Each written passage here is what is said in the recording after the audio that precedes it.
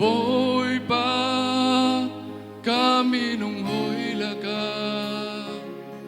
san lại lâu biết lệ chân bao mi cái gì ngày cha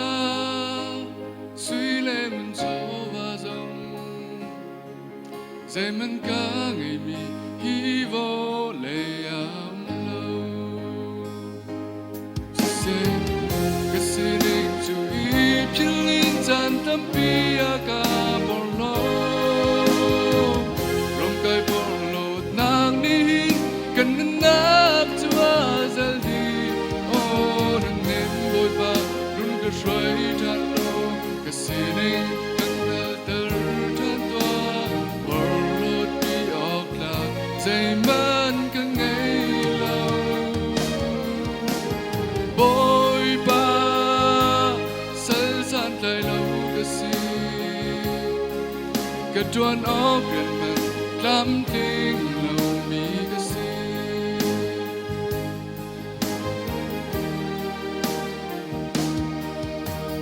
bồi ba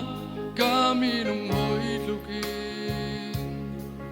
phim nạc lệ thiêm nạc dây tê mến cả ngày lâu ca nun ni hoi nun na phan lâu kami nung hoi cha chân em na cả ngày lâu cái gì nên chú ý phiền linh chân tâm bia cả bỏ lỡ rong cái bỏ lỡ nàng đi cần nát chúa giờ đi ô nên em bồi ba run cái xoay tràn lô cái gì nên cần tơ tràn toa bỏ lỡ đi óc là dây man cái ngày lâu bồi ba sân san lại lâu cái gì cái tuan óc gần mình làm tin lâu mi cái gì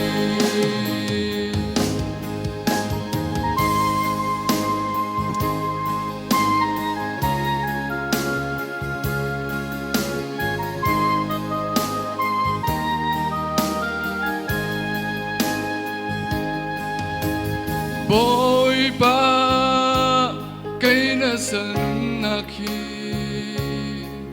na tu nạc lâm ma run ca suối dung ra cầu nắng cha lê ca mi nung hồi cha san lại lâu chân bao ca si ca ngơ tơ cái gì nên chú ý phiền linh chân tâm bia cả bỏ lỡ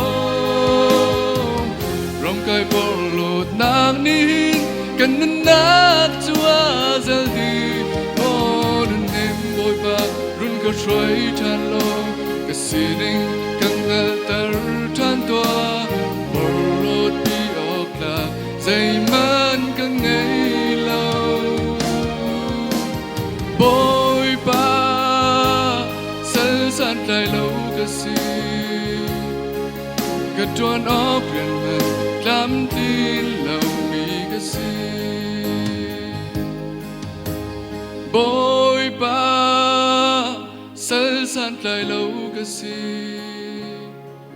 cái tuan óc gần mình làm tin lâu mi cái gì